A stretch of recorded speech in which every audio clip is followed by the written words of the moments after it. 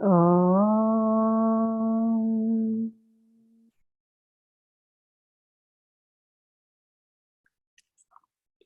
శ్రీ కైవల్యాశ్రమ పంచకం. నామరూప గుణ రహితునకే నిత్య కళ్యాణోత్సవ లీలా గుణ విభవ మాహాత్మ్య సంకీర్తనా స్తోత్రమై శరణాగతులు కైమోట్పై నిరాకార చిన్మయై కైవల్యాశ్రమమై చలాచల బోధయై రమణీయమాయే రమణీయమాయే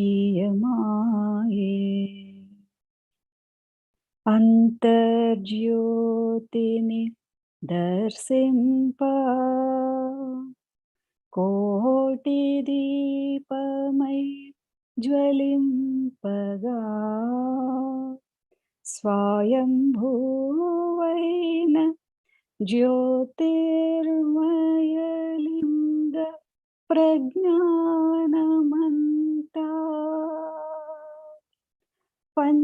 పంచాక్షరి పంచప్రణవమై ఛేద్రహిత చిన్మయై కైవల్యాశ్రమమై చలాచల బోధయై రమణీయమాయే రమణీయమాయే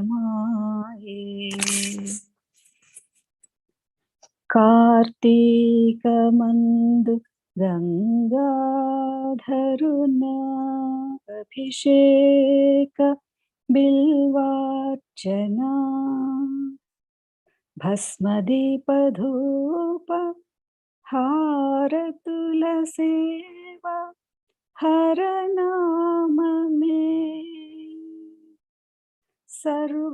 సర్వపుణ్యదం ముక్తిదం సద్రహిత చిన్మయై కైవల్యాశ్రమమై చలాచల బోధయై రమణీయమాయే రమణీయమాయే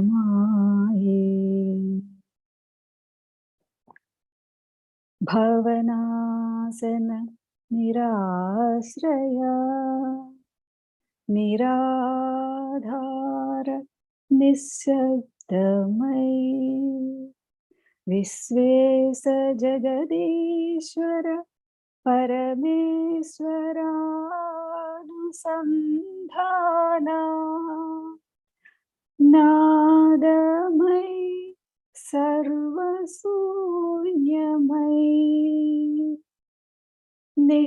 నిష్కళయైన చిన్మయై కైవల్యాశ్రమమై చలాచల బోధయై రమణీయమాయే రమణీయమాయే ఆకాశ దీపమంటూ మ్రోక్కేరు మనుజులెల్లరు కార్తీకమందు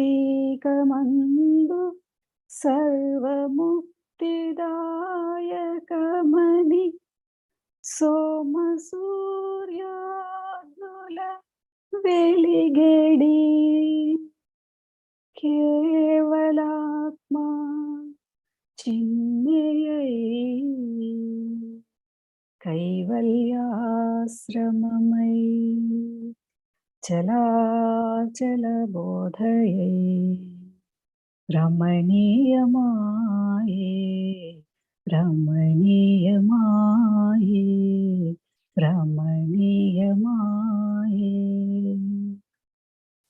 इति श्रीकैवल्याश्रम इति सद्गुरुविरचित श्रीकैवल्याश्रमपञ्चकं सम्पूर्णम्। हरिः ओम्। श्रीगुरुभ्यो नमः। हरिः ओम्। ओम्। गुरुर्ब्रह्मा गुरुर्विष्णुः गुरुर्देवो महेश्वरः गुरुर्साक्षात् परं ब्रह्मा तस्मै श्री गुरवे नमः। ब्रह्मानन्दं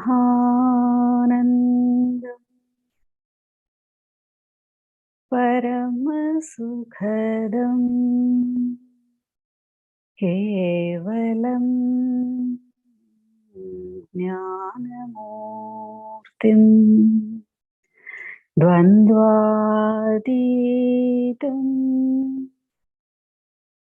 गगनसदृशं तत्त्वमस्यादिलक्ष्यम् एकं नित्यं विमलमचलम् सर्वधी साक्षिभूतम् भावातीतम् त्रिगुणरहितम् सद्गुरुं तं नमामि। ॐ नमो ब्रह्मादिभ्यो ब्रह्मविद्या साम्प्रदाय कर्तृभ्यो वंश ऋषिभ्यो महाभ्यो नमो गुरुभ्यः। सर्वोपप्लवरहित प्रज्ञानघन प्रत्यगर्थो ब्रह्मैवाहमस्मि। अहं पदार्थरहितः सदाशिवसमारम्भा व्यासशङ्करमध्यमाम् अस्मदाचार्यपर्यन्तां वन्दे गुरुपरम्पराम्। ॐ सहनाववतु सहनौ भुनक्तु सह वीर्यं करवावहै तेजस्विनावधीतमस्तु मा विद्विषावहै। ॐ तत्सत्। ॐ शान्ति शान्ति शान्तिः। हरिः ॐ। श्रीगुरुभ्यो नमः। हरिः ॐ। हरिः ओम अम्मा చదవండి. హరి ఓం గురుగారు. 125వ శ్లోకం అండి.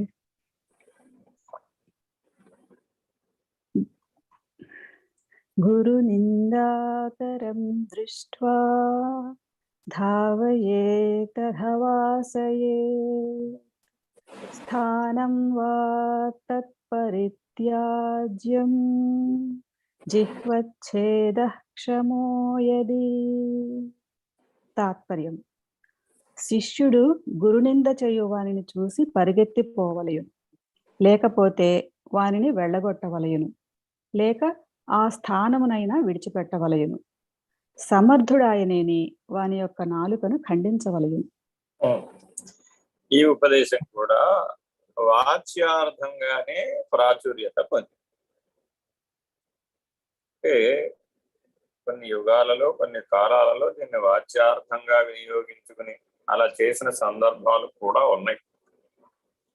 భారతదేశంలో వీర వైష్ణవమని, వీరశైవమని, షణ్మతాలలో కొన్ని వామాచార పరాయణులై ఈ ఉపదేశాన్ని వాచ్యార్థంగా ఆచరణపూర్వకంగా ఆచరించి చేసిన వాళ్ళు కూడా ఉన్నారు. కానీ ఇందులో జాగ్రత్తగా తత్వార్థాన్ని గ్రహించాలి. ఎప్పుడు అది మర్చిపోకూడదు. పరమేశ్వరుడు గురువై బోధిస్తూ ఉంటే దాంట్లో మనం ఉత్తమమైనటువంటి తత్వజ్ఞానాన్ని గ్రహించే ప్రయత్నం చేయాలి. అక్కడ అర్థం ఏమిటి? సాధారణమైనటువంటి దృష్టితో చూడకూడదు. సరే, ఏం చెప్తున్నారు అంటే మానవ జీవితంలో పుట్టింది మొదలు పోయేలోగా ఎప్పుడైనా సరే 3 పనులు చేయకూడదు. నిషిద్ధ కార్యములు ఏమిటవి? శాస్త్ర నింద, ఈశ్వర నింద, గురు నింద. ఈ 3 చేయు. ఎవరు చేయు? చిన్నపిల్లవాడని మనం ఒప్పుకోకూడదు. ఒక్కొక్కప్పుడు పిల్లలు పాపం అది మా మాస్టర్కి ఏం తెలియదు అంటారు. మాస్టర్కి ఏం తెలియకపోతే వీడికి చదివేట వస్తుంది. అది అజ్ఞానం, అహంకారం. అప్పుడు మనం పిల్లవాడిని శిక్షించాలి. కానీ మాస్టర్కి ఏం తెలియదు అన్నాడని మా అబ్బాయి మా అబ్బాయికే బాగా తెలిసిన తప్పటం చాలా ప్రమాదం. లౌకిక జీవనంలో కూడా ఇది ప్రమాదమే. పారమార్థిక జీవనం సంగతి అటుంచిన. ఎందుకంటే గురువు యందు విశ్వాసం లేకపోతే విద్య అబ్బద్దు. మా మాస్టర్కి ఏం తెలియదు, నాకే అన్నీ తెలుసు అన్నవాడికి ఇంకా వాడు విద్యాలయానికి వెళ్ళడం అనవసరం, వృధాగా. ఇలాగా చాలా మంది విద్య మొదట్లోనే ఆగిపోతుంది. అంటే ఎవరికైతే ఈ అభిప్రాయం కలుగుతుందో వాళ్ళు అక్కడతో వాడి విద్య నాశాయ జరిగిపోతుంది సహజంగా. ఎందుకంటే గురి లేని విద్య, గురువు లేని విద్య, గుడ్డి విద్య. అంటే గురి గుర్తు చూపెడివాడే గురువు. ఎప్పుడు ఇది గుర్తుపెట్టుకోవాలి. గురువు అంటే ఏమిటంటే గురి గుర్తు చూపేవాడెవడో వాడే గురువు. గురువు లేకుండా విద్య నేర్చుకున్నాం అనుకోండి, అప్పుడు ఆ గురి గుర్తు నీకు తెలియనప్పుడు ఏమైంది? గుడ్డి విద్య. అంటే దాని అర్థం ఏమిటంటే జ్ఞాతం వరకే నీ పరిణామం వస్తుంది, కానీ ద్రష్టుంకి రాదు.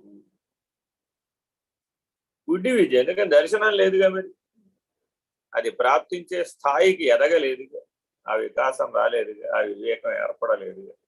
అందువల్ల నా జీవితం అంతా జ్ఞాతం దగ్గరే పరిణామం ఆగిపోతుంది. జ్ఞాతం నుంచి ద్రష్టం అవ్వాలి, ఆ ద్రష్టం నుంచి ప్రవేశం అవ్వాలి, ప్రవేశం తర్వాత అధిగచ్చతి కూడా అవ్వాలి, ఆ తర్వాత నిరసించాలి. తర్వాత చాలా పనుంది ఇంకా. అయితే మానవ జీవితంలో తెలుసు అనేటటువంటి అంశం దగ్గరే దాదాపు 60, 70, 80 ఏళ్ళు ముగిసిపోతుంది. తెలియదు అన్న స్థితి నుంచి తెలుసు అన్న స్థితికి పరిణామం జరగడానికే దాదాపు మానవ జీవితంలో 60, 70, 80 సంవత్సరాలు ముగిసిపోతుంది. అది కూడా వాళ్ళ ఆ తెలుసు కూడా లౌకిక జీవనం మీద తెలుస్తుంది తప్ప పారమార్థిక జీవనం మీద తెలియదు. అందువలన ఈ జ్ఞాతం అన్నదే మానవ జీవితంలో పరుచుకుపోయి ఉంటుంది జననం నుంచి మరణం దాకా.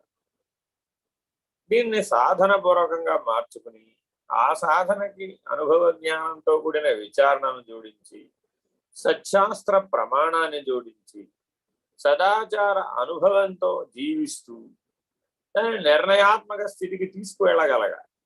అది జ్ఞాతం నుంచి ద్రష్టం. ఆ ద్రష్టం అన్న స్థితికి వస్తే అప్పుడు ఆ స్థితిలో ఉండాలి. ఆ దర్శనం కలిగితే ఏ దర్శనం కలిగితే ఆ దర్శన స్థితిలో ఉండాలి. అలా ఉంటే అది ప్రవేశం. అక్కడ ఉండి అనుభవం పొందుతాడు. అక్కడ ఉండడమే దానికి ప్రాధాన్యం. ఆ స్థితిలో ఉండగలిగిన వాడికి ఆ ప్రవేశం అన్న స్థితి తెలుస్తుంది, లేకపోతే తెలుసు. అలా అనుభవించినటువంటి వాడు ఎవడైతే ఉన్నాడో వాడు మన అధిగచ్చతి అవ్వాలి. మళ్ళీ మేలుకోవాలి ఆ స్థితి నుంచి. దాని పైన ఉన్నటువంటి తత్పరంజావలోకయేత్, తత్తి యందు ప్రవేశించాలి. తత్తుకు పరమైనటువంటి స్థితిలోకి నువ్వు మేలుకోవాలి, పరతత్వంలో మేలుకోవాలి. అది అధిగచ్చతి. ఎవరైతే అలా పరతత్వంలో మేలుకుంటారో వాళ్ళు మాత్రమే పరమపదానికి అతి దగ్గరగా ఉంటారు. అప్పటికింకా పరమపదాన్ని అందుకోరు. ఆ ముక్తానుభవం దగ్గరలో ఉంటాడు అనమాట. ఆ పరతత్వం తెలుసుకున్నటువంటి వాడు, గ్రహించిన వాడు, నిర్ణయంగా ఉన్నటువంటి వాడు. అతడు మరలా ఆ తెలివితో వాళ్ళ కిందకు వస్తాడు. శాంతం కిందకు వచ్చి ఒక్కొక్క దాన్ని ఇది కాదు ఇది కాదు ఇది కాదు అనుకుంటూ పునః ప్రయాణం చేసి నిరసిస్తాడు. ఆ నిరసించినప్పుడు అతీత మార్గంలో నుంచి రహిత మార్గంలోకి మారిపోతాడు. ఇది మానవ జీవితంలో జరిగే పరిణామం. అందుకని చాలా జాగ్రత్తగా అడుగడుగునా నీకు గురువు సహాయం కావాలి. ఎందుకంటే అది అవునో కాదో నీకు తెలియదు. రెండోది, ఒకవేళ అవునో కాదో తెలిసినా ఆ స్థితిలో ఉండడం రాదు. ఒకవేళ ఉన్నా ఆ అనుభవం సత్య ప్రమాణం అవునో కాదో నీకు తెలియదు. మరలా గురువు దగ్గరే దాన్ని సరి చూసుకోవాలి. ఇది సత్యమే, ఇది ఇలాగే, ఇది నిర్ణయమే, అలా ఉండు అని ఆశీర్వచనం పొందాలి. అలా సత్య ప్రమాణంగా ఉండటం వచ్చిన తర్వాత పునః దాంట్లో వాళ్ళ మేలుకొలిపే గురువు కావాలి. పరమునందు మేలుకొలిపే గురువు కావాలి. అంటే ఆయనకు ఆ పరం తెలిసిన వాడే ఉండాలి. ఆయన కూడా నీలాగా అందులో మునిగిన వాడే అనుకోండి, నిన్ను మేలుకొలపలేడు. ఇట్లాగా గురువులలోనూ స్థాయి భేదం ఉంటుంది, శిష్యులలోనూ స్థాయి భేదం. సాధకులలో చెప్పే అక్కర్లేదు, అనేకత్వం ఉంటుంది. సాధకులకి చెప్పేది కాదు గురుగీత. అందుకే కేవలం శిష్యులకే, సామాన్యులకి సాధకులకి గురుగీత వాచ్యార్థంగానే ఉపయోగం. లక్ష్యార్థంగా, అనుభవార్థంగా శిష్యులకి సత్శిష్యులకు ఉపయోగం. సరే, ఇందులో ఖండితంగా చెప్పారు. అంటే ఎలాగా? గురు నింద చేయకూడదు. ఎప్పుడు చేయకూడదు? అవస్థాత్రయంలో చేయకూడదు. గురు నిందాకరం దృష్ట్యా ధావయే రథవాసకే. ఏ పరిస్థితిలో కూడా నీవు కలలో గాని గాఢ నిద్రలో గాని ఎప్పుడైనా సరే నువ్వు గురు నింద చేయకూడదు. మెలకువ కళా నిద్రలో చేయకూడదు. సరే, అలా చేయకుండా ఉన్నప్పటికీ నీకు ఒకవేళ సహవాసం సాంగత్యంలో ఎవరైనా సరే గురు నింద చేసేది, అప్పుడు నువ్వేం చేయాలి? అది కూడా చెప్తున్నా. గురు నింద, శాస్త్ర నింద, ఈశ్వర నింద తామసిక లక్షణాలు కాబట్టి అవి తమోగుణ హృదయం కలిగినటువంటి కఠినాత్మల యొక్క చర్యలు కాబట్టి ఎప్పుడైనా సరే నీ సమక్షంలో ఏ రకమైన తామసికమైనటువంటి పరిస్థితులు ఏర్పడ్డా, ఇదే కాదు, స్వామి నిర్భయానందులు ఏమంటారంటే మనలో జన్మాంతర విశేషం చేత అనేకమైనటువంటి తమోగుణం ఉంటుంది. ఉంటే ఏం చేయాలి మరి? ఆ తమోగుణం మనల్ని సృష్టి ఎత్తి చూపిస్తుంది, దానికి సంబంధపడినటువంటి వాళ్ళని మన దగ్గరికి తీసుకొస్తుంది. మనం ఎవరం కూడా దూషించడం అనేటటువంటి పనిని వదిలేసామనుకోండి కొన్ని సంవత్సరాల పాటు, అప్పుడు మనం ఎవరైనా దూషిస్తూ ఉంటే వినలేం. మనం సాత్వికంగా, సౌమనస్యంగా, సహృదయంతో స్వభావం మారిపోయి సాత్విక జీవనం, ఋషి జీవనం జీవిస్తూ ఉంటే ఎవరైనా కఠినపు వాక్కులు మాట్లాడారనుకో ములుకులై తగులుతాయి. ఎవరినో అంటున్నప్పటికీ కూడా అది మనకే తగులుతాయి. నిన్ను అనలేదు కదా అంటాడు వాడు, కానీ నా సమక్షంలో అటువంటి మాటలు మాట్లాడుతున్నావంటే అంతటా వ్యాపకమై ఉన్న చైతన్యం కదా మరి తను. అతన్నెవరో అన్నట్టుగా భావించడు.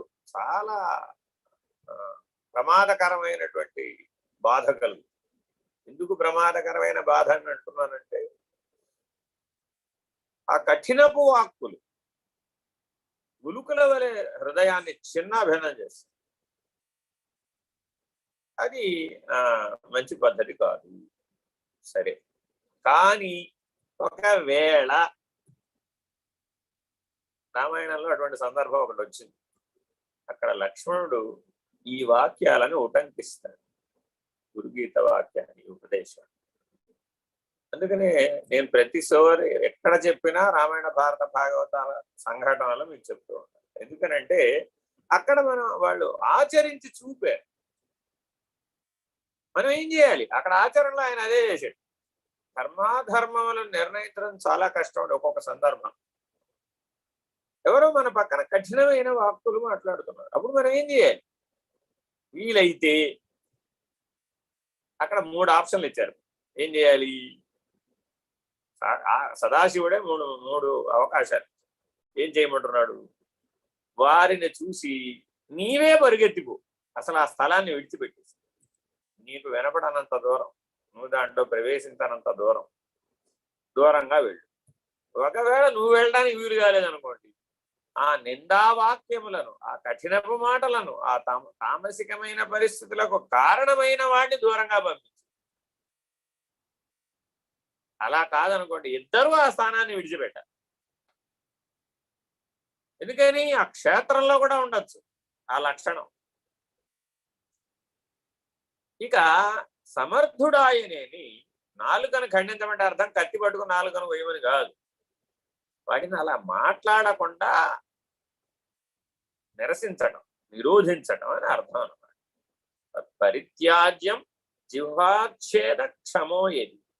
వాడిని క్షమించి, నాయన ఇది సరైన విధానం కాదు అని వాడికి వివేకం కలిగేటట్లుగా చెప్పి, వాడు పునః అటువంటి పరిస్థితుల్లో ప్రవేశించకుండా ఉండే జ్ఞానాన్ని కలిగించు అని అర్థం. అంతేగాని కత్తి పట్టుకుని వెళ్ళమని కాదు.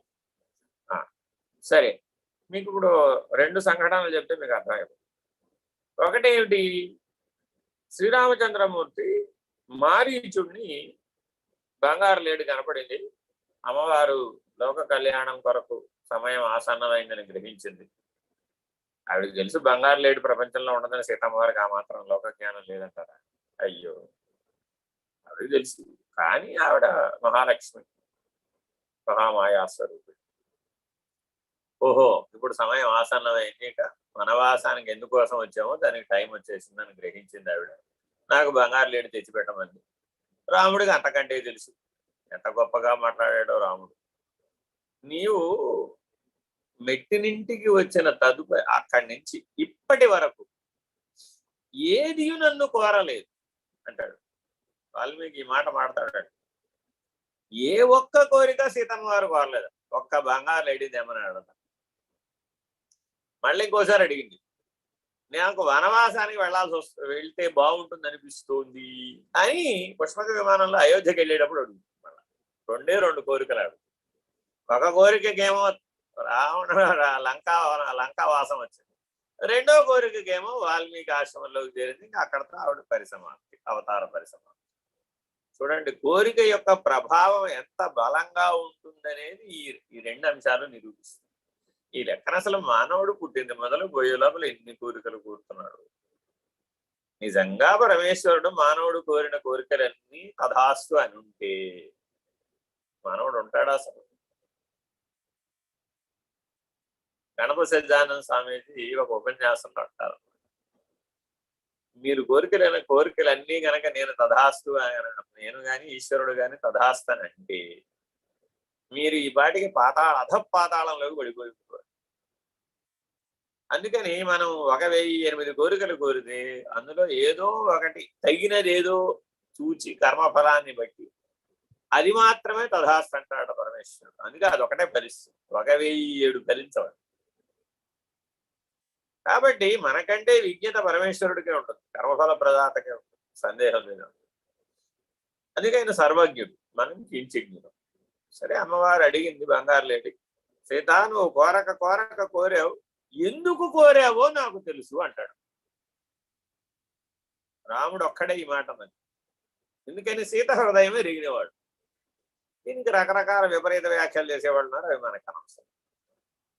ఆమె మహాసాధ్వి, మహాపతివ్రత, మహామాయా స్వరూపిణి, మహాలక్ష్మీ స్వరూపిణి అని రాముడికి తెలుసు. ఆవిడ ఎందుకు కోరింది? లోక కళ్యాణ నిమిత్తం కోరింది. ఆవిడికి ఏం బంగారు లేదు, ఆవిడకి ఏం పని. సృష్టి అంతా ఆవిడదే అయితే మధ్యలో ఈ బంగారు లేదు ఆవిడకి. నువ్వు ఎందుకు కోరావో నాకు తెలుసు, నేను తీసుకొస్తానంటాడు. అంతే. వెళ్ళాడు. సరే, వెళ్ళాడు, బాణం వేశాడు, వాడు మారీచుడు అయ్యాడు. సరే, వాడు అంతకంటే తెలివిగా హా సీత హా లక్ష్మణ అని కేకలు పెట్టాడు. ఇక్కడ ఈవిడ విన్నది. ఇప్పుడు రావణాసురుడు వస్తాడని, ఆవిడ ఎత్తుకుపోతాడని ఆవిడకి అవబోధ, ఇంట్యూషన్ లో ఉంది. కానీ అక్కడ అడ్డం ఎవరున్నారు? లక్ష్మణుడు ఉన్నాడు. లక్ష్మణుడు ఉండగా రావణాసురుడు లోపలికి రాలేడు. మరి ఇప్పుడు ఈ లక్ష్మణుడిని కూడా సాగనంపాలి లోక కళ్యాణ నిమిత్తం. ఇప్పుడు ఆవిడ కఠినపు మాటలు మాట్లాడు.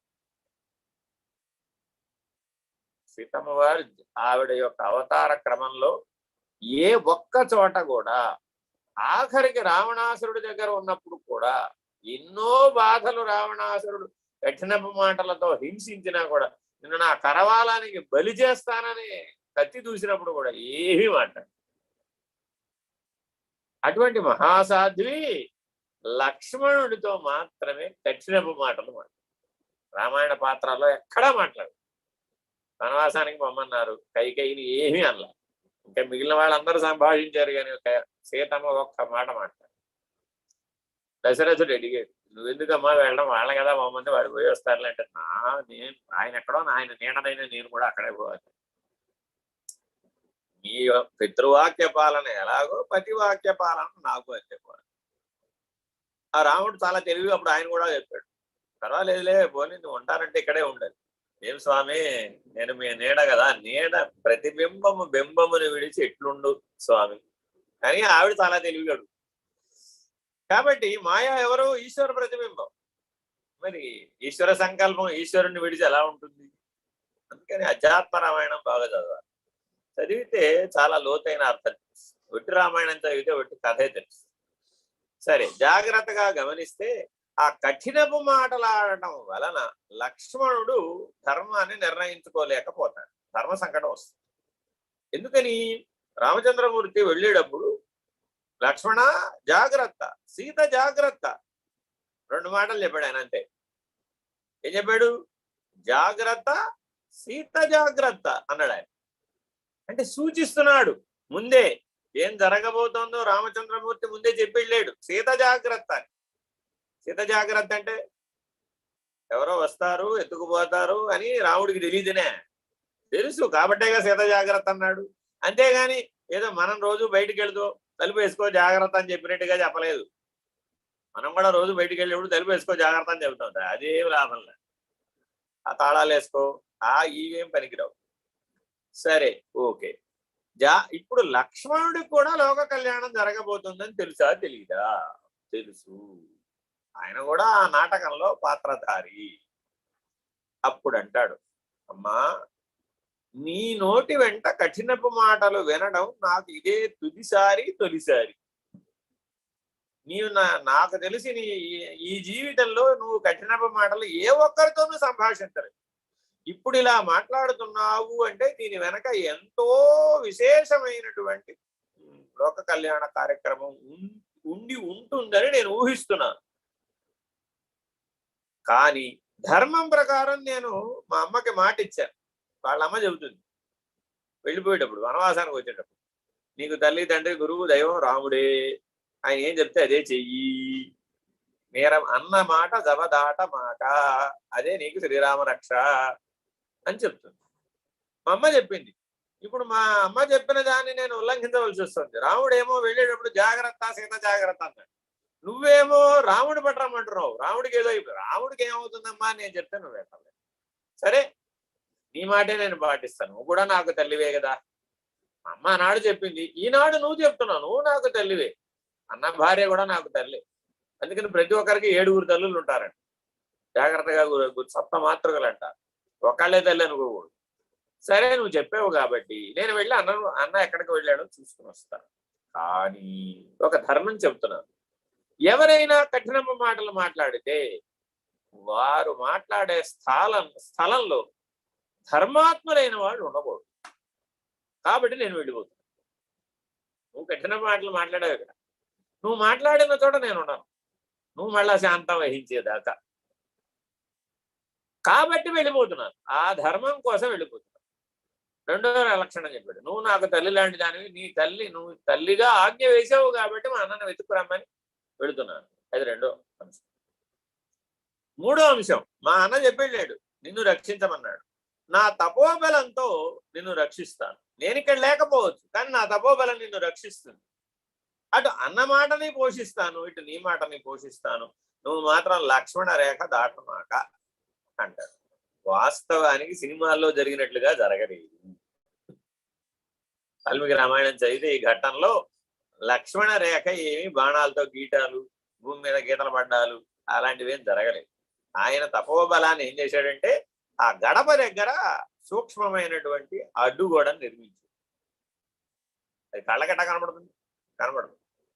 మరి మనం సినిమాలో చూడాలంటే కుదరదు. అందుకని వాళ్ళు భౌతిక రూపాలలో వాచ్యార్థ రూపంలో మార్చి చూపిస్తారు. అందుకని దాంట్లో కొద్దిగా అతిశయోక్తి విపరీతం కనబడుతుంది. సరే, నా తపోఫలంతో రక్ష నిర్మిస్తున్నాను ఇక్కడ అని వెళ్ళిపోయాడు. అంతే, జాగ్రత్తగా ఇంతవరకే చెప్పింది వాల్మీకి రామాయణం. కాబట్టి ఈ ధర్మాన్ని బట్టి ఇప్పుడు మనం మనం ఏం తెలుసుకోవాలి? ఆయన గురుగీతను ఫాలో అయ్యారు. అక్కడ సీతమ్మవారు గురువే, రామచంద్రమూర్తి గురువే, వాళ్ళ అమ్మ కూడా గురువే. కానీ ఎవరైనా సరే కఠినపు మాటలాడితే తత్క్షణమే ఆ స్థలమును విడవగలను, లేదా ఆ స్థలము నుంచి వారినైనా పంపివేయవలను. ఇదే పని శూర్పణఖ వచ్చింది. మళ్ళా చూడండి, అదే వనవాసంలో అంతకు ముందు సీన్లో శూర్పణఖ వచ్చి, నేను రామాన్ని నిన్ను మోహించాను, నేను పెళ్లి చేసుకుంటాను, నాకు ఏకపత్ని వ్రతం అమ్మా, నేను ఉల్లంఘించడానికి వీలు కాదు, అటువంటి పనులు నేను చేయలేను, నీకేమైనా కావాలంటే అదిగో మా తమ్ముడు ఉన్నాడు, వెళ్ళి ఆయన అడుగు, ఆయన చెప్తాడు నీకు ధర్మం గురించి అంటాడు. చాలా పొరపాటు. ఇక్కడ కూడా అతిశయోక్తులు చాలా వస్తాయి.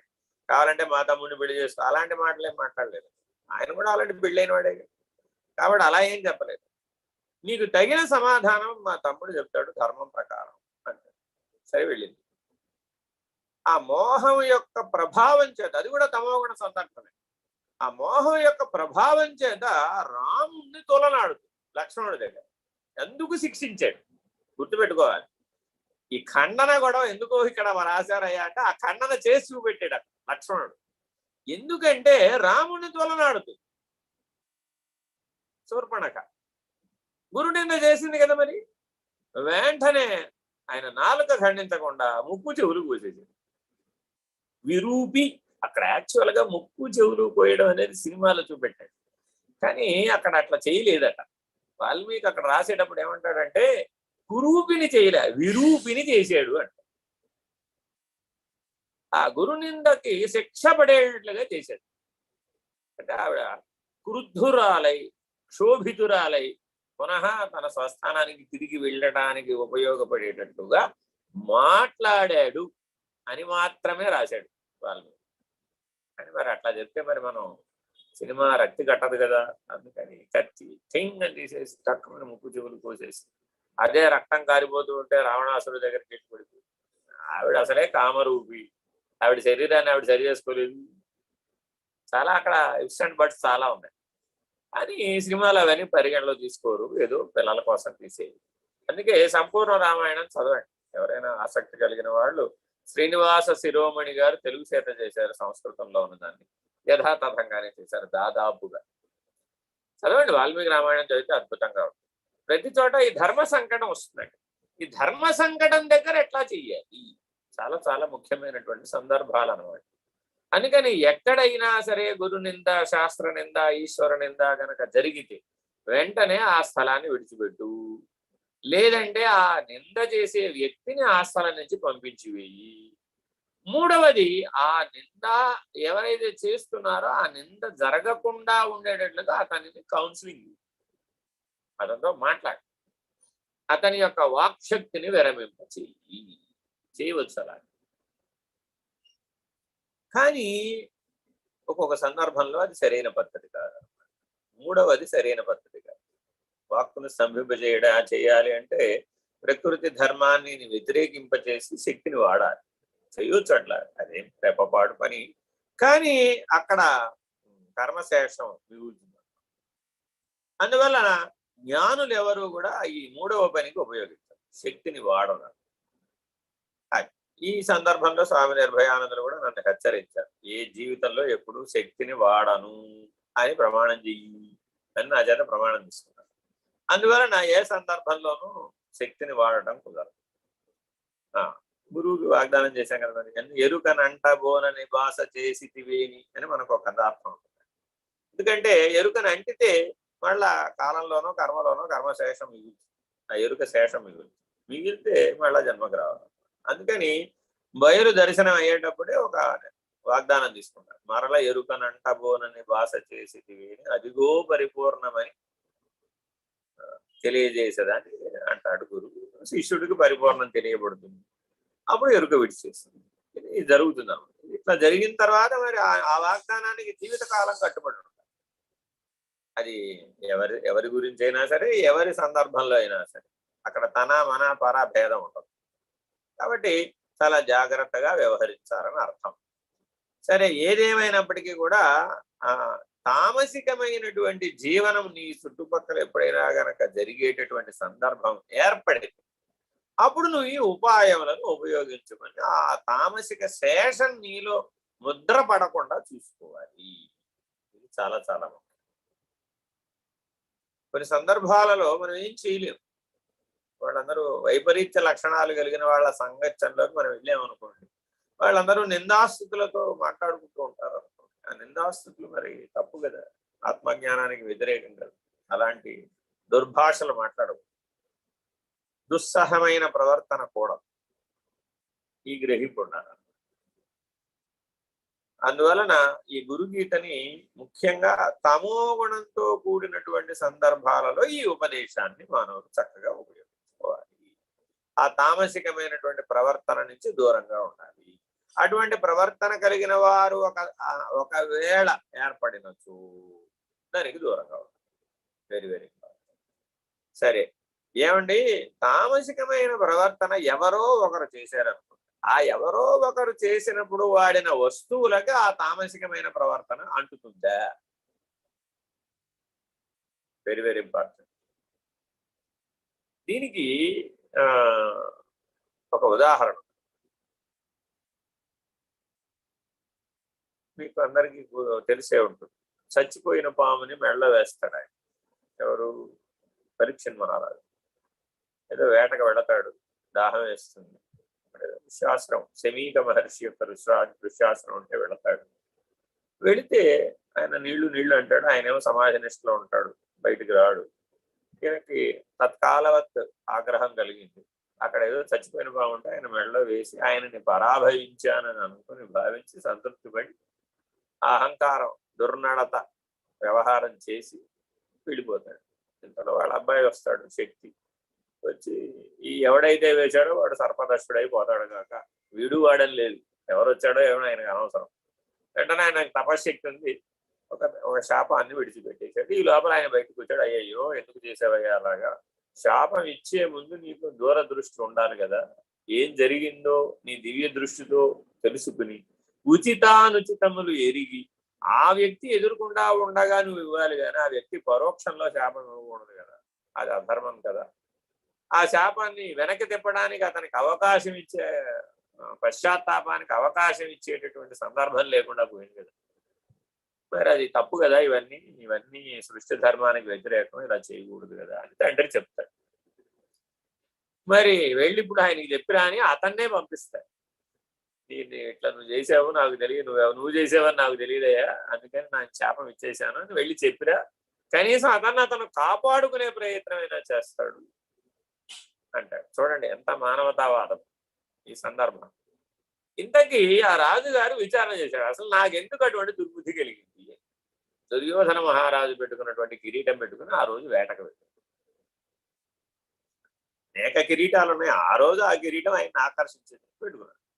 మరి చాలా కాలం దుర్యోధన మహారాజు గారు ఆ కిరీటం పెట్టుకోవడం వలన ఆయన చేసిన రాజసిక తామసిక ప్రవర్తనల యొక్క ప్రభావం చేత ఆ సువర్ణ మణిమయ రత్న ఖచ్చిత కిరీటానికి ఆ వాసనా బలం అంటింది.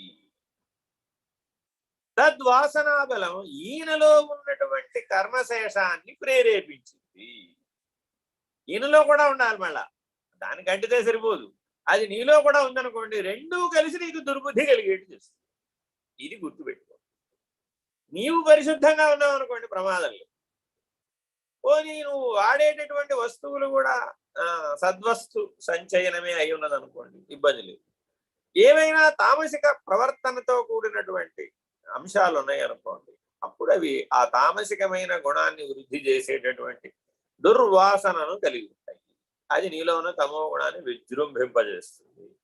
తత్కాలవత్ బుద్ధి నశిస్తుంది. అందుకనే కదా భగవద్గీత ఏముంటుంది, నాయన జాగ్రత్త జాగ్రత్త జాగ్రత్త, కామం ప్రకోపిస్తుంది, ఆ తర్వాత క్రోధం వస్తుంది, ఆ తర్వాత బుద్ధినాశాత్ ప్రణశ్యతి, బుద్ధినాశాత్ ప్రణశ్యతి అంటారు. ఆ బుద్ధి నశించిపోయింది అనుకోండి, ఇంకేం చేస్తాడో వాడు తెలియదు. ఏం చేస్తాడో ఉచ్చ నీచములు ఎరుగలేడు, ఏది వివేకం ఏది అవివేకం గ్రహించలేడు. తత్ఫలితాన్ని మరి మళ్ళీ అనుభవించవలసిందేగా, తిప్పుకోలేడుగా ఇక. అందుకని మానవుడు తన యొక్క ప్రవర్తనలో ఎప్పుడూ జాగరూకుడై ఉండాలి. నిత్యానిత్య వివేకం, ఆత్మానాత్మ వివేకం ప్రతి క్షణం ఉండాలి. కార్యకారణ వివేకం, సదసద్ వివేకం, దృదృశ్య వివేకం, ఈ పంచ వివేకాలను ఎప్పుడు మేలుకొని ఉండాలి. లేకపోతే ఈ రెండు సంఘటనలు మానవుడికి పెద్ద కనువి. చాలా జాగ్రత్తగా వ్యవహరించాలి. ఎందుకంటే ఒకటి ఇన్ఎవిటబుల్, లక్ష్మణుడు ఏమీ చేయలేడు, ఆయన అట్లా చేయవలసిందే, అంతే. Is bound to do it. అలా చేశాడు, అంతే. ఫలితాలు వచ్చేయాలి, వచ్చింది. లోక కళ్యాణం ద్వారా జరిగింది. ఇక్కడేమిటి, కర్మానుసారం నేను ఇట్లా అనుభవించవలసిన అగత్యం ఉంది. మృత్యు అలాగే ఉంది మరి. కాబట్టి మృత్యు అనేటటువంటి కాలస్వరూపం యొక్క ప్రణాళిక ఎంత ముందు నుంచి నిన్ను వెంబడిస్తూ ఉంటుందో గ్రహించుకోవాలి. ఆ పరీక్షణ్ మహారాజుకి ఆ కిరీటం పెట్టుకోవాలనే కోరిక కలగడం ఏమిటి, ఆ పెట్టుకోవడం ఏమిటి, ఆ వాసనాబలం పనిచేయడం ఏమిటి, ఆయన వేటకు వెళ్ళడం ఏమిటి, దప్పిక వేయడం ఏమిటి, ఆయన పరివారానంతా వదిలేసి దూరంగా పోవడం ఏమిటి, ఇంతలో మహర్షి కనపడ్డం ఏమిటి, ఆయన సమాధినిష్ఠుడై ఉన్నాడని మనం గ్రహించలేకపోవడం ఏమిటి, పరాభవించదలుచుకోవడం ఏమిటి. చూడండి, ఇలా ఒకదాని మీద తప్పుల మీద తప్పులు జరిగి జరిగి జరిగి అది మృత్యుకు కారణమైంది. అంతటి మహానుభావుడైనా సరే సాక్షాత్ శ్రీకృష్ణుడి చేత కాపాడబడ్డాడు. గర్భంలో ఉండగా, తరాగర్భంలో ఉండగా బ్రహ్మాస్త్రం నారాయణాస్త్రం చెడిగేస్తూ ఉంటే అపాండవం చేయమని అశ్వత్థామ విడిచిపెడితే గర్భస్థ శిశువు నారాయణ స్తోత్రం చేసింది. ఇంతకంటే భారతదేశంలో సనాతన ధర్మంలో విశేషమైనటువంటిది లేనేది. పుట్టిన తర్వాత ఏదో పాటలు పాడాడు, కీర్తనలు పాడాడు, అదంతా కాదట. గర్భస్థ శిశువు నారాయణకి స్తోత్రం చేసిందట. చేస్తే నారాయణుడు సుదర్శనాన్ని విడిచిపెట్టింది. నీకేం పర్వాలేదు, నేను కాపాడతాను, ఇంకా పుట్టలేదు కదా, పుడితేనే కదా పాండవుడు అయ్యవరు. చూడండి ఎంత ఎంత ధర్మ సూక్ష్మాన్ని పట్టుకున్నాడు మహానుభావుడు పరమాత్మ. అశ్వత్థామ అపాండవం చేస్తానని విడిచిపెట్టినప్పుడు ఆ అపాండవం అవ్వాలి అంటే పాండవుని అనే పేరు ఎప్పుడు వచ్చింది నీకు? పుడితే కదా, ఇంకా నువ్వు పుట్టలేదుగా, కాబట్టి నువ్వు ఇంకొక పాండవుడు కావు, నా మనిషి జీవాత్మవే నువ్వు. అప్పటికి ఇంకా గర్భస్థ శిశువు జీవాత్మ. ఎవరి రక్షణలో ఉన్నాడు? పరమాత్మ రక్షణలో ఉన్నాడు. కాబట్టి కాపాడతా భో అన్నాడు. పరమాత్మ కాపాడాలి అంటే ఒక్క అంశం ఉంటే చాలు కాపాడు. 99 అంశాలు అక్కడ వ్యతిరేకంగా ఉండవచ్చు, కానీ ఒక్క అంశం గనక తత్వజ్ఞానం ప్రకారం, సృష్టి ధర్మం ప్రకారం సరిపోతే కాపాడతాడు. సుదర్శనాన్ని ప్రయోగించాడు, కాపాడతాడు. జనన కాలంలోనే మృత్యు పరీక్షను ఎదుర్కొని బయటపడ్డాడు కాబట్టి ఆయన పేరు పరీక్షిత్తు అని పేరు. చూడండి, నిజంగా అటువంటి సందర్భాలు మన జీవితంలో వస్తే మనం అలా వ్యవహరిస్తామా? మనం ఎలా వ్యవహరించాలో, ఏ వివేకంతో వ్యవహరించాలో, ఏ శరణాగతితో వ్యవహరించాలో ఈ సందర్భాలు మనకి తెలియజేస్తాయి. చాలా చాలా జాగ్రత్తగా ఉండాలి. తర్వాత నానృతం నా ప్రియం చైవ న గర్వం నాపి వా బహు న నియోగపరం బ్రూయాత్ గురోరాజ్ఞాం విభావయేత్. తాత్పర్యము: అబద్ధమును, అయిష్టమును, గర్వపు మాటలను అధికముగా పలుకుటయను కూడదు. అజ్ఞాన రూపమైన మాటను శిష్యుడు గురు సన్నిధానమందు చెప్పకూడదు. ఎల్లప్పుడూ గురువు యొక్క ఆజ్ఞనే మనస్సునందు భావించవలెను. ఇంకో ప్రవర్తన గురించి చెప్తున్నాను. అంటే అర్థం ఏమిటి? గురువు సన్నిధానంలోనే ఉన్నాడు, కానీ గురు సాక్షాత్ పరబ్రహ్మ అనేటటువంటిది మర్చిపోయింది. తనలాంటి మనిషే అనుకున్నాడు. నాకు ఒక తలకాయ, రెండు చేతులు, రెండు కాళ్ళు, కర్మేంద్రియాలు, జ్ఞానేంద్రియాలు ఎలా ఉన్నాయో మా గురువు గారు కూడా కర్మేంద్రియాలు, జ్ఞానేంద్రియాలు కూడా అలాగే ఉన్నాయి కదా. నేను ఎలా భోజనం చేస్తున్నానో ఆయన అలాగే తింటున్నాడు కదా. నేను ఎలా నిద్రపోతున్నానో ఆయన నిద్రపోతున్నాడు కదా. నేను ఎలా వచన దాన గమనాగమన విసర్జనలు చేస్తున్నానో ఇంద్రియ ధర్మాలుగా ఆయన అలాగే ఉన్నాడు కదా అని అనుకుంటే అప్పుడు ఏమైందట? గురు సాక్షాత్ పరబ్రహ్మ అనేటటువంటి జ్ఞానం మరుగయ్యి. మరుగవ్వగానే ఏం చేస్తాడు? అందులో ఈ ఉపదేశంలో చూడండి, కరెక్ట్ గా 5 తప్పులు చేస్తావని చెప్తున్నాడు. ఒక తప్పు తర్వాత ఒక తప్పు వరుస క్రమంలో జరిగిపోతాడు. నానృతం మొదటి తప్పు. అనృతం అబద్ధం చెప్పాడు. సత్యం చెప్పినప్పుడు ప్రియంగా చెప్పాలి, అదే అబద్ధం చెప్పినప్పుడు మరి ఇంకా దాన్ని కవర్ చేసుకోవడానికి అప్రియంగా మాట్లాడాడు. ప్రియంగా మాట్లాడవలసినటువంటి వాడు అప్రియంగా మాట్లాడాడు. అబద్ధం చెప్పాడు, అప్రియంగా మాట్లాడాడు, గర్వంతో వ్యవహరించి. మూడో మాట, నేనే అధికుడను అని అహంకారంతో, గర్వంతో వ్యవహరించాడు. ఈ 3 లక్షణాలు ఎప్పుడైతే వచ్చినాయో అధికపు మాటలు వచ్చినాయి, అతిశయోక్తి మాటలు వచ్చినాయి, విపరీత ప్రవర్తన వచ్చింది. 5వ లక్షణం వచ్చేసి ఏమిటది? అజ్ఞాన రూపమైనటువంటి మాటలు వచ్చేసి. ఒక్క అబద్ధం అనేది ఎన్ని సమస్యలకి, ఎన్ని పాపములకు, ఎంత దూరం మనం తీసుకెళ్ళి పునర్జన్మకు కారణం అవుతుంది. ఒక్క అనృతం, ఒక అబద్ధం అనేది ఇందులో చెప్తున్నాడు. గురు సన్నిధానమునందు చెప్పకూడదు అనేది వాచ్యార్థం. గుర్తుపెట్టుకోండి. ననియోగ పరం బ్రూయా అనేది జాగ్రత్తగా అర్థం చేసుకున్నారు. ఆయన గురువు సర్వవ్యాపి కదా. గురు సన్నిధానంలో చెప్పద్దంటే అర్థం ఏమిటి? గురువు గారు నివసించే ఇంటికి వెళ్ళు, లేకపోతే గురువు గారి అధిష్టానం ఉన్నటువంటి ఆశ్రమానికి వెళ్ళు, లేదా గురువు గారి పటం ఎదురుకుండా పెట్టుకును చెప్పొద్దనే. అంటే మిగిలిన స్థానాలలో చెప్పవచ్చనే. అలా కూడా గురువు ఈశ్వరుడు, అనంత స్వరూపుడు, సర్వవ్యాపక స్వరూపుడు, అంతటా ఉన్నటువంటి చైతన్య స్వరూపుడు. కాబట్టి ఎప్పుడూ చెప్పకూడదని అర్థం. నువ్వు ఎప్పుడు అబద్ధం ఆడకూడదు.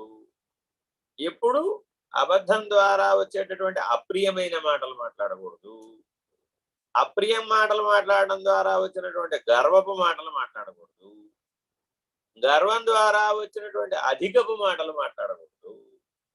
అధికపు మాటల ద్వారా వచ్చినటువంటి అజ్ఞానంతో వ్యవహరించాలి. ఒకటి ఒకదానికి ఎలా కారణం అవుతుంది? ఒక్క అబద్ధం ఆడాడు, ఆ అబద్ధం ఎక్కడ దాకా వెళ్ళిందయ్యా అంటే పునర్జన్మను కలిగించేటటువంటి అజ్ఞానం అనేటటువంటి విత్తనం దాకా వెళ్ళింది. అదే సత్యం చెప్పాడు. చెప్తే ఏమైంది? దానితో పాటు అది ప్రియంగానే చెప్పాడు. ఆ ప్రియంగా చెప్పినటువంటిది గర్వం లేకుండా చెప్పాడు. గర్వం లేకుండా చెప్పింది యథార్థ భాషణ చేశాడు. అధిక భాషణ లేదు. ఏది ఎంతవరకు వజ్రాల తొనకలు తూచినట్లుగా ఎన్ని మాటలతో చెప్పాలో అన్ని మాటలే చెప్పాడు, అంతకు మించి చెప్పలేదు. అప్పుడేమైంది? అజ్ఞానం లేదు, స్వరూప జ్ఞాన నిష్టలో ఉండి మాట్లాడాడు. ఒక అసత్యం అంత దూరం తీసుకువెడుతుంది. చాలా చాలా లోతుగా ఈ విషయాన్ని, ఈ ఉపదేశాన్ని ఆలోచించాలి, ఆచరించాలి. ఇక్కడ చాలా పొరపాటు జరిగే అవకాశం వస్తుంది. ఎలాగా? మా గురువు గారు ఇక్కడ లేరు, ఈశ్వరుడు ఇక్కడ లేడు కదా, ఎక్కడో కైలాసంలో కదా ఉన్నాడు, ఎక్కడో వైకుంఠంలో కదా ఉన్నాడు. అంత జాగ్రత్తగా ఆలోచిస్తాడో చూడండి. ఎగ్జామ్షన్స్ అనమాట మానవుడు. నాయన 4 సంధ్యలలో సాధన చేయనాయన అని గురువు గారు ఎవరికైనా ఒకరికి చెప్పారు. ఆయన ఏమనుకుంటాడు, చెప్పాడు ఆయన, 4 సంధ్యలు చెయ్యొద్దు, నేను ఈ సంధ్య కుదరలేదు, వచ్చే సంధ్యకి పనిలో ఉన్నాను, ఆ తర్వాత సంధ్యకి ఇంట్లో వ్యవహారంలో ఉన్నాను, ఆ తర్వాత సంధ్యకి అలిసిపోయాను నిద్ర, ఆ రోజుకు సొమ్మ. మరి ఇప్పుడు గురువు గారి దగ్గరికి వెళ్ళాడు, నేను ఆయన సాధన బాగా చేస్తున్నావా, చతుస్సంధ్యా సాధన బాగా చేస్తున్నా, అది చేస్తున్నాను కానీ స్వామి అప్పుడప్పుడు జరగడం లేదండి. ఏంటైనా ఏవో అడ్డం వచ్చేస్తున్నాయి స్వామి అని అనృతం ఆడాడు. అసత్యం, శ్రద్ధ లేకపోవడమే, వేరే ఏమి లేదు. ఎప్పుడైనా గుర్తుపెట్టుకోవాలి, అబద్ధం ఎప్పుడు ఆడతాడు, సాత్వికమైన శ్రద్ధ లోపించింది, రాజసికమైన శ్రద్ధ ప్రవేశించింది. అందుకే శ్రద్ధాత్రయ విభాగ యోగం బాగా జాగ్రత్తగా ఆచరించారు. ఆ శ్రద్ధాత్రయ విభాగ యోగం సరిగా చదువుకొని వాళ్ళు ఈ ఉపదేశాన్ని ఆచరించారు. అందుకని ఏదేది సాత్విక శ్రద్ధ, ఏది రాజసిక శ్రద్ధ, ఏది తామసిక శ్రద్ధ అనేది బాగా విశదంగా శ్రద్ధాత్రయ విభాగ యోగంలో చెప్తారు. వాస్తవానికి గుణత్రయ విభాగ యోగంలో చక్కగా 3 గుణాల గురించి వివరించి చెప్పేశాడు. కానీ ఆచరణాత్మకంగా చెబితే గాని మానవులందరికీ నాటుకోదని గుణత్రయ విభాగ యోగం వెంటనే శ్రద్ధాత్రయ విభాగ యోగం చెప్తారు. ఎందుకనంటే సిద్ధాంతం మేరకే గుణత్రయ విభాగ యోగంలో కనబడుతుంది, లక్షణాల రీత్యా కనబడుతుంది. ఆచరణ పూర్వకంగా కనబడేది శ్రద్ధాత్రయ విభాగ యోగం. సరే, మీ అందరికీ ఒక ఉదాహరణ చెప్తే మీరు అర్థమైంది. యోగిరాం బలరామకృష్ణయ్య గారి, సత్సాయి బాబా వారి అనుంగు భక్తులు, శిష్యులు కూడా చాలా కాలం 9 సంవత్సరాల పాటు పుట్టపర్తిలోనే ఉన్నారు. ఆయన వారు ఏ అపార్ట్మెంట్ లో ఉన్నారో అది సాయి సుధాకర పూర్ణానంద స్వామి వారి అపార్ట్మెంట్ అనమాట. ఇప్పుడు మనం వైజాగ్ లో స్వామి మొన్న వారు కూడా మాట్లాడారు. ఆ అపార్ట్మెంట్ ఇంకా అక్కడే ఉందంటే మీరు ఎప్పుడైనా వెళ్ళినప్పుడు కావాలంటే ఎవరైనా ఉండవచ్చు అని వారు ఒక అవకాశం ఇచ్చారు. అలా భవిష్యత్తులో చూడవచ్చు. సరే, ఇంతకీ విషయం ఏంటంటే వారింటికి వెళ్ళినప్పుడు బాబా వారి పుస్తకం ఏదైనా చేతికి ఇచ్చేవారు. వారింట్లో చాలా పుస్తకాలు ఉంటాయి. వారి ఇంటికి రాగానే ఏమి ఇస్తారు ఎవరు మహానుభావు, ఎప్పుడైనా గుర్తుపెట్టుకోండి, జ్ఞాని ఇంటికి వెళితే నిన్ను మేలుకొలిపేటటువంటి వాక్యాలు ఉన్న పుస్తకమో, పేపరో, ఏదన్నా ఉపన్యాసమో, పత్రికో ఇస్తారు. అది నిన్ను ఎలాగోలా మేలుకొలుపుతుందని ఏదో సందర్భంలో చదివితే ఆ వాక్యాలు ఉపయోగపడతాయి. అలా వారిని చూడగానే ఎవరైనా వారింటికి వెళ్ళారనుకోండి, అతిథి వెళితే వారిని చూసి వారికి ఏం చెప్పాలనుకున్నారో ఆ వాక్యాలు, ఆ ఉపదేశాలు, ఆ బోధ ఉన్నటువంటి పుస్తకం వారికి ఇచ్చేవారు. ఈ తీసుకున్న పుస్తకం ఎలా పట్టుకున్నాడన్న దాన్ని బట్టి అతన్ని అంచనా వేసేవారు. దాని మీద బాబా గారి ఫోటో ఉంటుంది కదా, ప్రతి పత్రిక మీద వారి ఫోటో ఉంటుంది. ఈ పట్టుకున్నవాడు దాన్ని ఇట్లా కొండ చుట్టి పట్టుకోవడము, లేదంటే తల్లకిందులుగా పట్టుకోవడము, ఇలా అపచారం చేసేటటువంటి పద్ధతిలో గనక ఆ పుస్తకాన్ని పట్టుకుంటే వెంటనే ఆ పుస్తకాన్ని వెనక్కి తీసేస్తుంది. నీకు అర్హత లేదు ఈ పుస్తకాన్ని చదవటానికి కానీ పట్టుకోవటానికి కానీ. అదేమిటండి, ఆ పుస్తకాన్ని అట్లా ఏమిటి మడిచేసేవి, మిరపకాయ బజ్జీల పొట్లంలాగా మడిచేసేవి.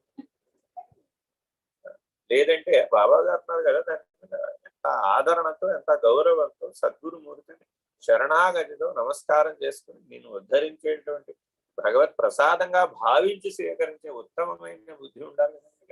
ఆయన ఏంటి తల కిందకి కాళ్ళు పైకి పట్టుకున్నావు, నిన్ను కూడా అలా తల కిందకి కాళ్ళు పైకి పట్టుకుంటే ఉంటావా? ఈ కనీస పరిజ్ఞానం లేనివాడు నువ్వే చదువుతావు ఆ పుస్తకం చదవడానికి అధికారం పోదు. అంత ఖండితంగా, అంత స్పష్టంగా ఉండేవారు. అలాగే పుస్తకాలు ఆయన ఏదైనా చదివారు అనుకోండి, చక్కగా దాని కింద వారికి సరిపోయినటువంటి అనుభవంలో వారికి నిర్ణయమైనటువంటి అంశాలు ఉంటాయి. ఆ వాక్యం దగ్గర ఆ పదం దగ్గర అండర్లైన్ చేసి పక్కన జేబీకే అని రాసి ఒక డేట్ వేసేవారు. ఏ రోజున నిర్ణయం అయిందనేవి కూడా రాసేవారు. ఒకవేళ ఏమైనా ఫుట్ నోట్ ఉంటే ఓ పువ్వు గుర్తుపెట్టి ఆ కింద ఎక్కడో పేజీ దగ్గర ఆ పైన ఫలానా సందర్భంలో ఫలానా వారు దీనిని ధృవీకరించారు ఈ రీతిన ఇది నిర్ణయం జేబీకేకి అయ్యింది, ఆయనకైందని చెప్పేవారుగా. ఇది బాబా వారు చెప్పారు, ఇది స్వామి నిర్భయానందులు చెప్పారు అని ఇట్లా మహానుభావుల నిర్ణయాన్ని ఒప్పుకున్నటువంటి సందర్భాన్ని అక్కడ ఉటంకించేవారు. అందువల్ల వారు చదివిన పుస్తకం గనక మనం చదివితే అసలు మనం అందులో ఎన్ని గీతలు గీయగలమో మనకు అర్థమైంది. ఎందుకని మనకి నిర్ణయం ఉండాలి కదా, మనకు కూడా నిర్ణయం అయితే కదా అలా ఏమైనా మనం రాసి మీ పేరు కూడా రాసుకోగలిగి. అంటే వారికి గురువు ఎటువంటి వాడయ్యా అంటే ఆయన చదువుతూ ఉంటే గురువు గారు చూస్తూ ఉంటాడు ఎప్పుడూ కూడా. ఆయన గురువు గారి సమక్షంలో చదువుకుంటుంటాడు ఎప్పుడూ కూడా, విచారణ చేస్తూ ఉంటాడు, నిర్ణయం చేస్తూ ఉంటాడు. ఆ గీత గీసింది గురువు గారు ఎదురుకుండానే చేశానంట. గురువు గారు ఒప్పుకున్నారయ్యా, అప్పుడే నేను ఏదైనా రాస్తాను. త్రికరణ శుద్ధిగా మెలకువ కళ నిద్రలలో జేబీకి అబద్ధం ఆడడు. అంతే, ఏమైనా కావచ్చు, ఫలితం ఏమైనా సరే, సందర్భం ఎటువంటిదైనా సరే, అసత్యం ఆడనే ఆడను. ఎందుకని అంటే వారు ఇదే మాట అంటారు, అసత్యం జన్మ. నేను అబద్ధం ఆడాను కదా ఎవరు చూడొచ్చారులే అనుకుంటే లాభం. చాలా చాలా ప్రమాదం. అర్థమైనా? మీ బాస్ చెప్పాడండి ఆడాలా వద్దాయి, బాస్ కాదు కదా, మాస్టర్ ఆఫ్ ది మాస్టర్స్ పరమాత్ముడు చెప్పాడు ఆడొద్దు. కాబట్టి పరమాత్మ చెప్పింది వింటాం కానీ తాత్కాలికంగా 2 ఏళ్ల బాసు, సంవత్సరం బాసు, 6 నెలల బాసు చెప్పినట్ట వింటాం. మీ దగ్గర ఎంతకాలం ఉంటాం, మహా అయితే ఆయన దగ్గర ఉండటం కోసం పుట్టేవి. పరమాత్మ ఆజ్ఞ చేత వచ్చాం, పరమాత్మ ఆజ్ఞతో వెళతాం. అంతేగాని ఎవరి మెరమెచ్చుల కోసము అసత్యములాడేవాడు రౌరవాది నరకములలో పడతాడు అని మార్కండేయ పురాణం. చాలా జాగ్రత్తగా ఉండాలి. అసత్యం యొక్క ప్రభావం ఎంత ఉంటుందయ్యా అంటే నీకు యాతనామయ దేహం లభించి రౌరవాది నరకాల వరకు తీసుకువెడుతుంది అసత్యం యొక్క ప్రభావం. ధర్మరాజు అందుకే ఏ పరిస్థితిలో కూడా అసత్యం ఆడలేదు. ఆఖరికి అశ్వత్థామహత కుంజరహ అన్న దగ్గర కూడా ఆయన అసత్యం ఆడలేదు. జాగ్రత్తగా గ్రహించాలి. ఆ తర్వాత మిగిలిన కథలన్నీ తర్వాత కలుపుకున్నాం, అది వేరే విషయం. ఆయన ఎప్పుడూ జీవితంలో అసత్యం ఆడలేదు. అసత్యం ఆడనటువంటి వాడే జీవన్ముక్తుడు అవుతాడు, లేకపోతే కాదాడు. ఎప్పుడు ఇది గుర్తుపెట్టుకోవాలి. అసత్యం అనేటటువంటి లక్షణం ఉంటే చంద్రశేఖర పరమాచార్య గారు ఒక విషయం దీనిలో మనకు చెప్పారు.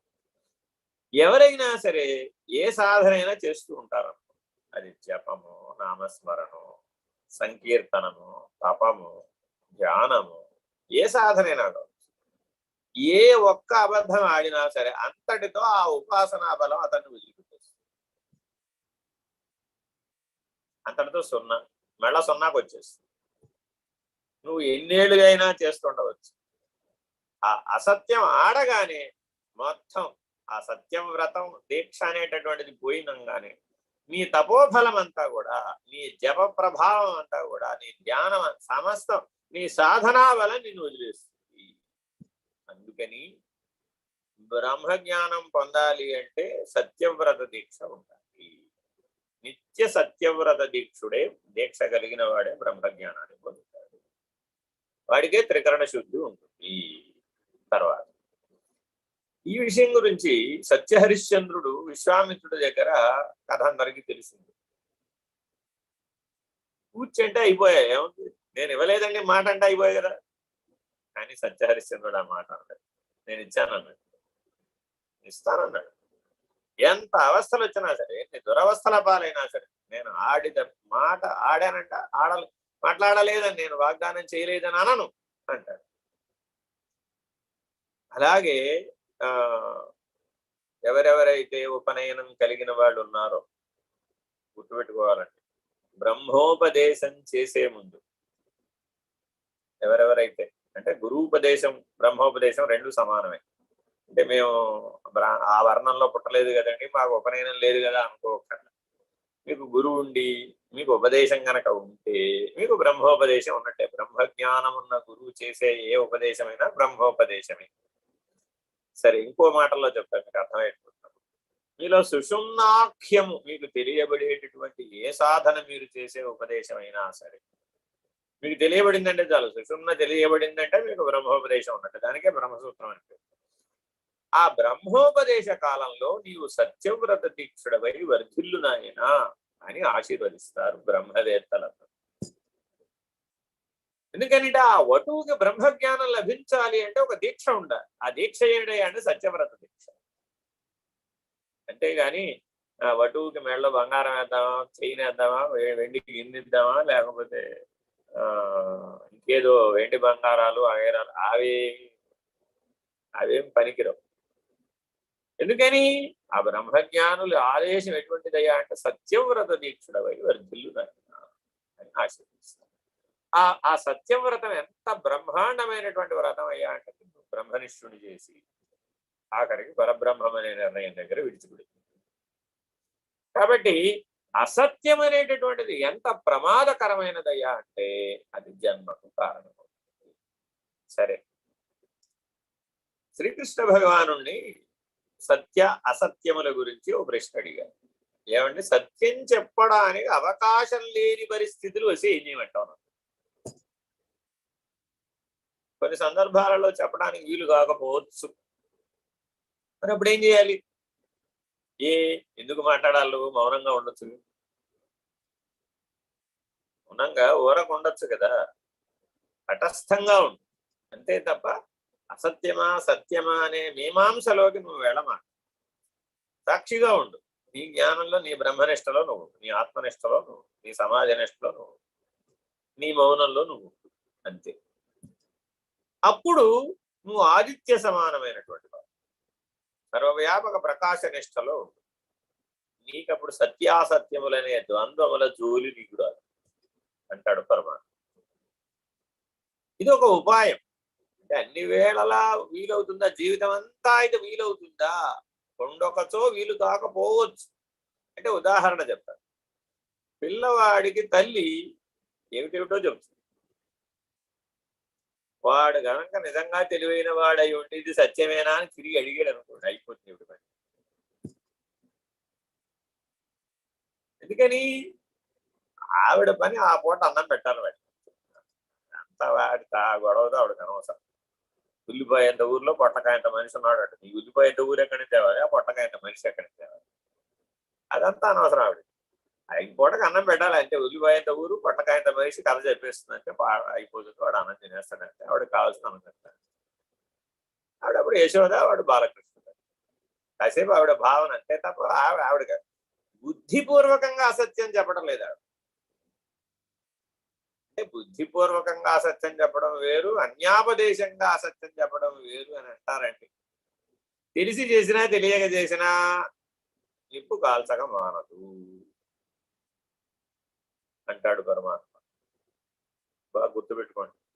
ఈ మాటలు ఎందుకు చెప్తున్నానంటే ఏదో పని ఒడ్డెక్కించుకోవడం కోసమని తల్లి చెప్పే మాటలు కూడా అసత్య ఫలితాన్ని ఇస్తాయి. ఆ తల్లికి కష్టం కలుగుతుంది, అందుకని చెప్పకూడదు.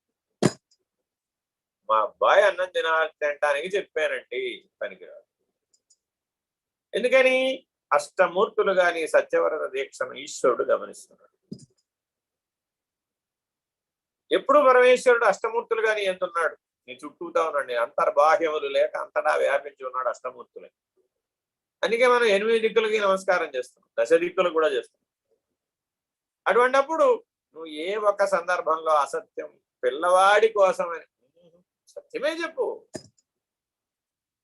అంతే తప్ప అసత్యం చెప్పి ఆ పిల్లవాడికి అన్నం పెట్టాను అది కుదరదు, అది గొప్పదు. తప్పక దాని ఫలితాన్ని నువ్వు అనుభవించవలసి వస్తుంది. ఆ పిల్లవాడి చేతే అనుభవిస్తావు నువ్వు. ఎందుకని? సృష్టి ధర్మం. చాలా చాలా జాగ్రత్తగా ఉండాలి. నోరు తెరిచి మాట్లాడే ముందు అనుద్వేగకరం వాక్యం సత్యం ప్రియహితం చయే స్వాధ్యాయాభ్యసనం చైవ వాంగ్మయం తప ఉచ్యతే. మాట్లాడగలిగింది మానవుడు ఒక్కటే. ఉద్వేగంతో మాట్లాడకూడదు, ఆవేశంతో మాట్లాడకూడదు, నిందావాక్యాలు మాట్లాడకూడదు, ఎవరిని తక్కువ చేసి మాట్లాడకూడదు. అందరిలోనూ ఉన్నది పరమాత్మే, ఒకరిని నిందించినది పరమాత్మకే జరుగుతుంది. అనుద్వేగకరం వాక్యం సత్యం, సత్యమే మాట్లాడాలి, ప్రియంగానే మాట్లాడాలి. నేను సత్యం మాట్లాడుతున్నాను కదా అని చాలా మంది నెత్తి మీద కొబ్బరికాయ కొట్టండి మాట్లాడతారు, అహంతో మాట్లాడతారు. నిజాయితీగా ఉండడం నీ కోసం నువ్వు ఉంటున్నావు, పక్కవాడి కోసం ఉంటావు, సమాజం కోసం ఉంటావు, ప్రపంచం కోసం అసలు ఉంటావు. నీకు అవసరం నిజాయితీగా ఉండడం, నీకు అవసరం సత్యం పాటించడం, నీ జ్ఞానం కోసం. అంతేగాని లోకానికి ఏదో మేలు చేశాను నేను నిజాయితీగా ఉండంటే పొరపాటు. దానికోసం ఆవేశపడిపోవక్కర్లేదు, ఉద్వేగపడిపోవక్కర్లేదు. జాగ్రత్తగా ఉంటారు. సత్యంగా పాటించే వాళ్ళందరూ త్రికరణ శుద్ధిగా ఉన్న వాళ్ళందరూ అరిచేస్తూ ఉంటే లాభం. అనుద్వేగకరం వాక్యం ఉండాలి, సత్యంగా మాట్లాడాలి, ప్రియంగా మాట్లాడాలి, సలహాదారువై మాట్లాడాలి, ప్రియతముడివై మాట్లాడాలి. మన స్నేహితుడు ఎలా సలహా ఇస్తాడో అలా సలహా ఇవ్వాలి, అలా మాట్లాడాలి. ప్రియం అంటే ప్రాణ స్నేహితుడు, నీ ప్రాణమే నీ ప్రాణ స్నేహితుడు. ఆ ప్రాణం ఎలా ఒదిగిపోయింది నీళ్ళు, అలా జాగ్రత్తగా నీ వాక్యాలు ఎదుటివాడి జీవితంలో ఒదిగిపోవాలి. సత్యం ప్రియహితం చెయ్యి, ప్రియంగా ఉన్నంత మాత్రాన సరిపోదు, అతనికి హితమును కూర్చేదై ఉండాలి. అతడు దుఃఖంలో ఉండవచ్చు, అతడు ఉద్వేగంలో ఉండవచ్చు, అతడు ఆవేశంలో ఉండవచ్చు, అతడు క్రోధంలో ఉండవచ్చు, అతడు అరిషడ్ వర్గాల చేత ప్రభావితమై ఉండవచ్చు, అతడికి ఆవేదన కలిగి ఉండవచ్చు. నీకెందుకు కలగా? నీవు స్వీకరించకూడదు, నువ్వు సాక్షిగా ఉండాలి. సత్యం ప్రియహితం చెయ్యి స్వాధ్యాయాభ్యసనం చెయ్య. స్వాధ్యాయం అనే నిష్టలో నుంచి ఎప్పుడు పక్కకు రాకూడదు, మాట్లాడాలంటే. మాట్లాడటం అనేది స్వాధ్యాయంలో భాగం. నీ జ్ఞానం ప్రతిబింబిస్తుంది నీ మాటలో, నీ మౌనంలో. Very very important. మాటే కాదు, మౌనంలో కూడా జ్ఞానమే ప్రతిబింబిస్తుంది. నీ దివ్యత్వం నీ మాటలో. ఆ మాట శాపమే తగలవచ్చు, వరంగా కూడా ఉండవచ్చు. అంత ప్రభావశీలమైనటువంటిది మాట. ఊరికే కాదు, ఒక మాట అన్నాడంటే అది అయిపోతుంది అంతే. తథాస్తు దేవతలు వెనువెంటనే ఉంటారు, జ్ఞాని వెంట తిరుగు అఖిల దేవతా గణం.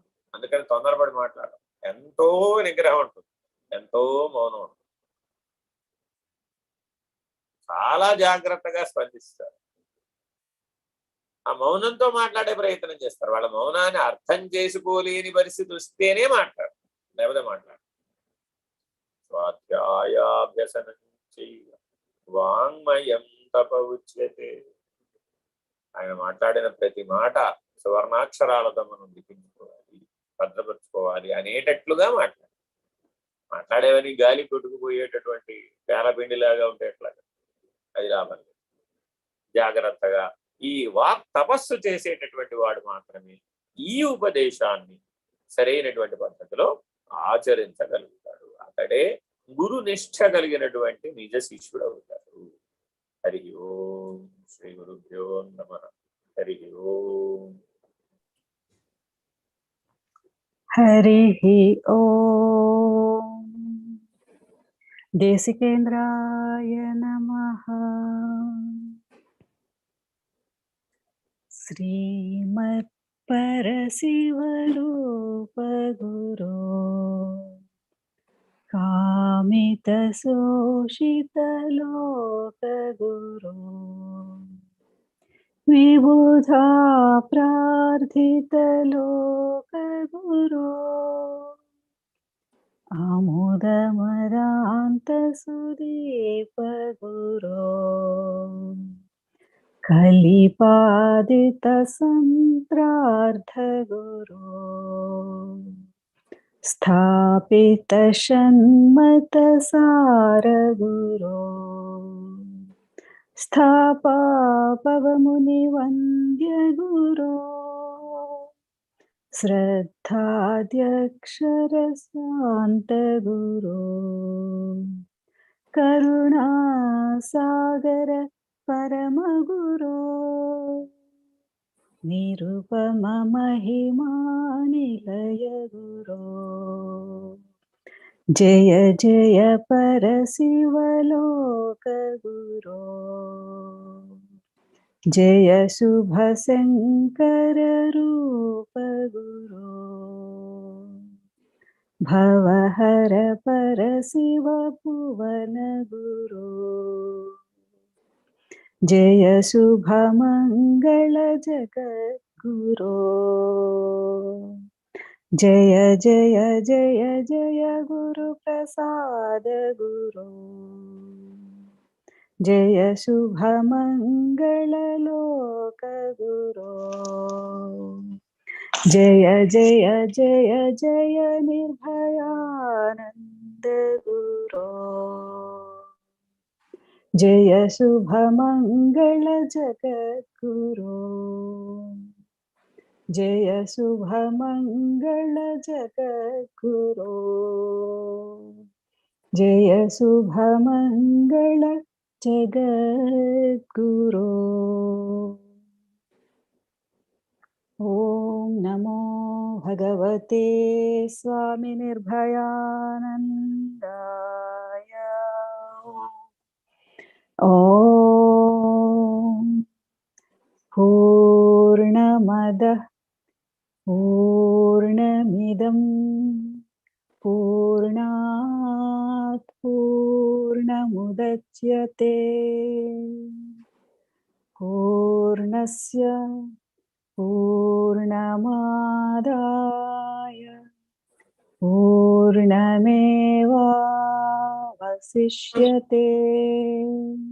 ॐ तत्सत् ॐ शान्ति शान्ति शान्तिः हरिः ॐ श्रीगुरुभ्यो नमः हरिः ॐ नारायण नारायण नारायण हरि ओम हरिः ॐ